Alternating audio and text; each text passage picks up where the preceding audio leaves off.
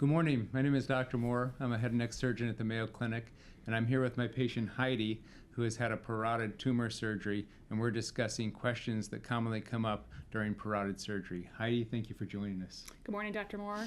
So today I wanted to talk to you about recurrences. Although you've said in the past that they're rare, there are a lot of people who are extremely concerned about having a recurrence. So can we talk about, what the rate of recurrence is for a benign tumor, and then does it depend on the type of tumor?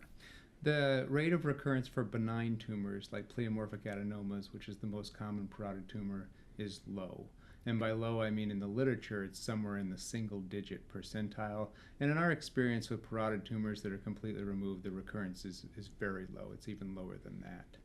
Now that's reassuring for a patient who undergoes a parotid tumor surgery that the chance of it coming back is low. But obviously, if it comes back for that patient, that's a huge issue for them and causes some problems. So our role in recurrence is to try to remove the tumor completely, and that act is designed to get the entire margin or edge of the tumor out, and that I think is the most important factor in tumor recurrence for benign parotid tumors.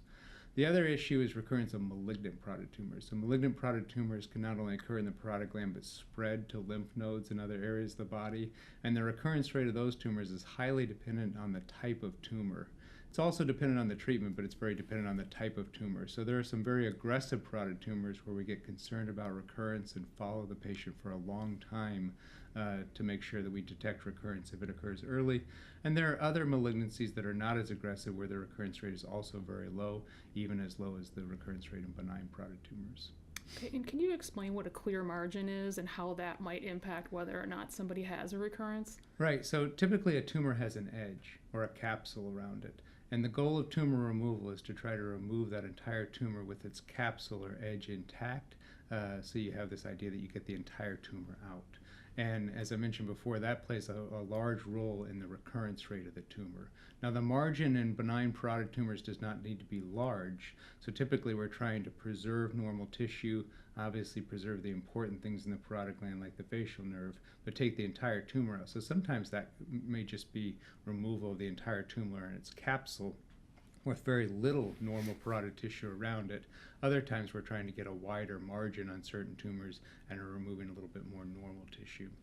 But the margin is the edge of the tumor, and a margin-free surgery means that you've removed the entire tumor with that edge or capsule intact. Okay, so can you explain what some of the reasons are for why a tumor would recur, and is there anything that can be done during surgery to minimize the chances of that happening? So those parotid tumor capsules can be very thin, almost like cellophane around the tumor. And they're often not regular or oval. They have sort of irregular shapes and knobs on them where the capsule can become exceedingly thin. And so the art of the removal is to remove that tumor in that capsule with that capsule intact and not disturb it. And I think in benign parotid tumors, the highest reason for recurrence is that some of the tumor is left behind or that capsule is breached and the tumor spills into the wound. We think of benign parotid tumors as being very implantable, meaning if tumor is spilled there even microscopically, it has a high chance of regenerating and regrowing into new, sometimes multiple tumors each place that is spilled, and that can become very difficult to go back and clean up and treat. And so the first time around is the best time to treat that tumor with that capsule intact and not spilling that tumor into the wound. Does a person's age have anything to do with whether or not they have a recurrence? Because I know that there are people who are very young when they have this tumor, and so sometimes they feel like inevitably it's going to come back because they have so much life ahead of them. Does that have anything to do with whether or not there would be a recurrence? Yeah, I think there's a couple different issues in that situation. One, these parotid tumor recurrences can be very late, and so we often don't see the recurrence if it's going to happen 1 year after the treatment or 2 years after the treatment. We see it more like 7 years after the treatment. I've even seen patients who had recurrences 20 years after their original treatment. And so there might be some time factor just in you have to wait long enough to even detect a recurrence or find out if it's coming back, if it's going to happen. And then the other thing that piqued my interest when you asked that question is there is some immune surveillance in the body. We think particularly with malignant tumors, and that the patient's immune system helps control the tumor almost as well as any treatment. And sometimes with age comes other diseases that leads to decrease in the immune system's strength. And so maybe immune surveillance might play some role in recurrence of tumors also. And how long does it typically take for a tumor to recur, and does it depend on the tumor type? I think so. So as I mentioned, the tumor recurrence is typically late. We think of parotid benign tumors like pleomorphic adenomas as a slow-growing tumor, and we often don't see a recurrence if it's going to happen for several years after the treatment. So I think an average time to recurrence of a pleomorphic adenoma that I've seen, patient had a tumor, had a surgery, is about 5 to 7 years typically, which we would think of as a very late event in recurrence. What would typically be your first sign that a tumor has recurred? You feel a new lump. So the Okay. symptoms are very similar to the original symptoms that you had when you detected the tumor. Most benign parotid tumors don't cause a lot of pain, don't cause facial paralysis, don't spread other places in the body. So the typical sign that that a person has is a new lump in the parotid bed.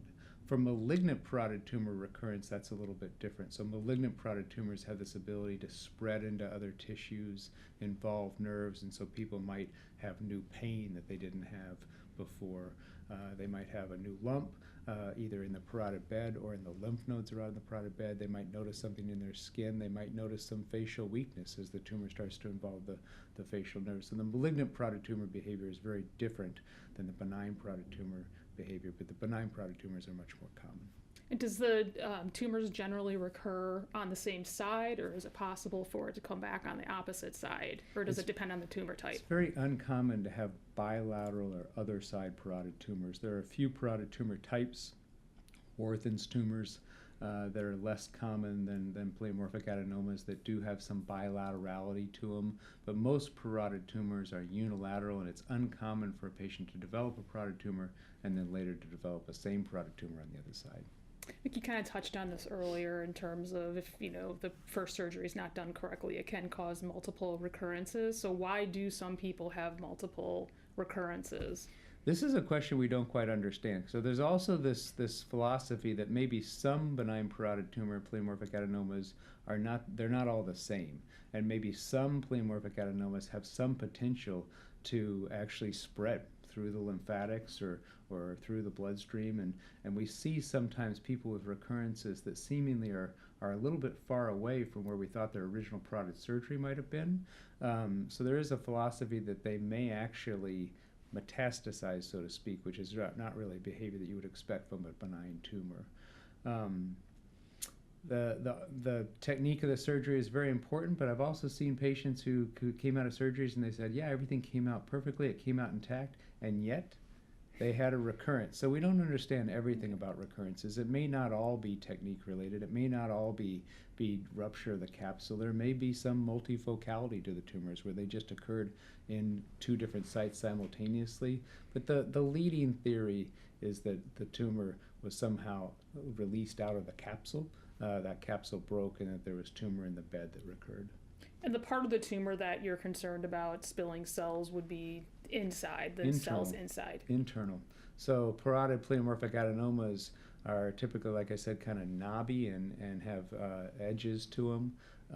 And that capsule contains literally granules of tumor, it seems like. And so when that capsule is breached, you'll see this sort of egress of these granules of tumor. And that's what I think is probably most responsible for recurrence. And I know one of the things that concerned me is that you told me that during the surgery you had to peel the tumor off of my midfacial nerve branch, and I think that happens to a lot of people during surgery. So does that, and I think a lot of people are concerned that because that tumor was touching the nerve, that means that they're going to have a recurrence. Is that correct? Yeah, that's a really good point. And so then you hand this tumor to the pathologist, and their job is to look at the tumor and look at the edges and look at the capsule and talk about the margins. And very often in the pathology report, they'll say, well, the tumor extended right up to the margin. And people say to me, well, Dr. Moore, why didn't you take a bigger margin?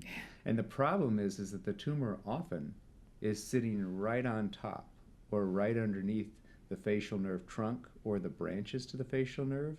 And so you really don't want to take a large margin. You don't want to take that portion out because that will give the patient facial weakness.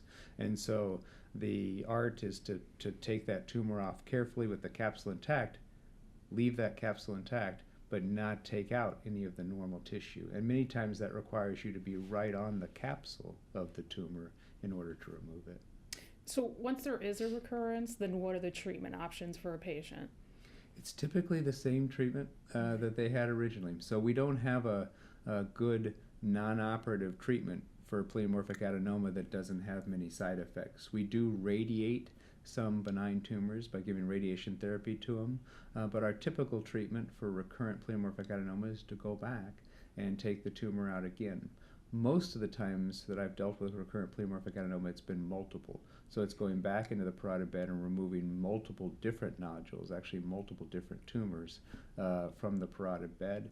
And it becomes more difficult because every time you do a surgical procedure, the body heals that by forming scar tissue in the wound, and it becomes more difficult to separate the tumor from those fine branches of the facial nerve and the critical structures that you want to leave behind. They sort of become glued together by that scar tissue. So the success rate of original parotid tumor pleomorphic adenoma removal is very high. The recurrence rate is very low. The second time in, the success rate can be high depending on what the situation is and how much tumor is there and how difficult or easy it is to remove. The third and fourth and fifth time in, the recurrence rate becomes very high. And so I always tell people, second time around, there's still a good chance that we can go in, do a good parotidectomy, preserve things, and come out of there and not have tumor recurrence, but the chance is higher, so we're going to follow you a little bit longer and look at sometimes imaging, do more exams, see if we can pick up any recurrence. But if I'm going back and that patient's had several operations and there's a lot of tumor in there, we often go in, take it out as best as possible, and then do radiation therapy to the bed where the tumor might be microscopic but still there in a goal of keeping it from growing, because just doing surgery after multiple surgeries have already been done is less successful. So is the multiple surgeries one of the key factors that would cause you to determine that somebody needed radiation? That's usually it. It's both the number of recurrences that they've had and also the number of nodules that are in there as a recurrence, and finally the cleanness of the operation and the success of how well we were able to do with that operation. All those factors go into deciding for me whether we're going to do radiotherapy. We haven't been doing radiotherapy for pleomorphic adenomas for so many years that we have a great perspective on how successful that is. Anecdotally, the patients that I've done this with have done well, and I'm enthusiastic about it, but we don't have any great long-term data about what's going to happen with those patients. And hopefully in the next 5-10 years, we will have more data and we can advise people even better. So for the people who do have to have radiation, can you explain what the difference is between regular radiation and proton beam radiation? They both have the same desired effect in that they're killing cells and a goal of keeping them from coming back and regrowing. The field that you radiate is critical, and so IMRT, which is what people would call conventional radiation now, and proton beam radiation therapy both have ionizing effects that kill cells. But the general concept is that with proton beam radiation therapy, you can stop that radiation on a sharper line, so you can control your field better. So in areas that are critical where we don't want to radiate this structure that's right next to the area that we do want to radiate, we typically employ proton beam radiotherapy because we feel like we have a sharper field and can protect those normal structures better. If we're radiating a fairly wide area, then we don't think it's as critical whether we use proton beam or IMRT. They both are very good at doing their job. It's just a matter of can we protect the surrounding normal structures as well or not. Is it true that people can only have radiation to this area of the body one time, and if so, why is that? There are very few hard and fast black and white lines in medicine and surgery, but in general, we don't like to give a large dose of radiation therapy more than once, and even more importantly, not very close in time to each other. So there are some patients who had radiation therapy in this area 20 years ago for one disease, come back with another disease that we will radiate. But if a patient had radiation therapy in a high dose 2 years ago and developed a new problem, we were going to try to think about reirradiation, we typically would shy off from it because the side effects are so high when you densely radiate an area, particularly very close in time together. What are those side effects? You can get loss of the normal tissue as well as the tumor tissue. So you can damage the bone, you can damage the nerves, you can damage blood vessels beyond a certain dose of radiotherapy. So what is the success rate when you use a combination of surgery and radiation versus just using surgery alone? Like specifically, is there medical data that suggests that that combination of surgery and radiation is more successful in preventing future recurrences? So the idea is that, say you had recurrent pleomorphic adenoma, and I've seen people that have 100 different nodules within their parotid bed.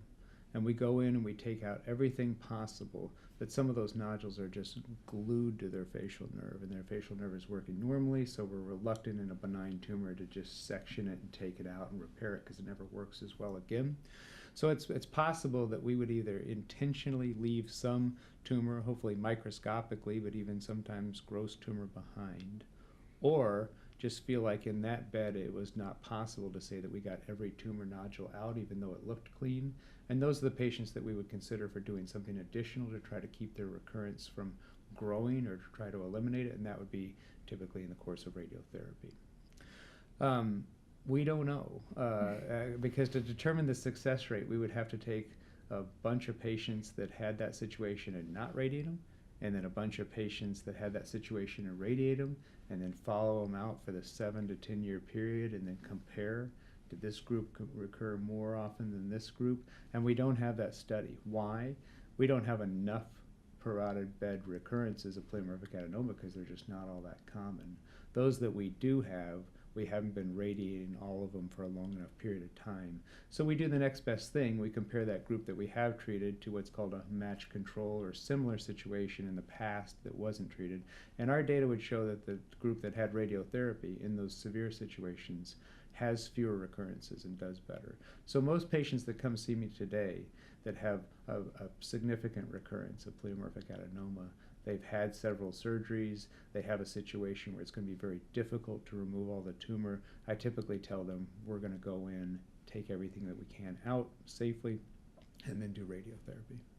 So there are a lot of people who are so concerned about having a recurrence that it, causes anxiety. It makes it very difficult for them to move past the surgery because they're constantly waiting for that other shoe to drop, and they're so afraid this is going to happen. So what advice would you have for people who feel that way after the surgery and just are having a difficult time moving past it because of the fear of recurrence? I empathize with them, and I try to share some philosophy with them that if you are constantly worried about the next bad thing that's going to happen with this tumor, then you're probably going to miss out on the tumor-free period of life that you have. And it becomes very difficult, but you have to try to live each day with the solace that things are good and things are going okay, and not just think about the possibility of recurrence. Now, fortunately, the recurrence rate is low, and I try to emphasize that and say it's very unlikely that you're going to have this problem come back. If it does come back, we'll hopefully catch it early so that we can do something about it. But as best as possible, try to put it out of your mind and appreciate the other things in life, because it's very damaging to the soul to constantly think about what's going to happen to me next adversely. Thank you. I think that is great advice for people, and it'll be extremely helpful for those who are really worried about having a recurrence. And thanks for sharing your experience in doing this for our patients. I think it's going to be very helpful as well. Thank you.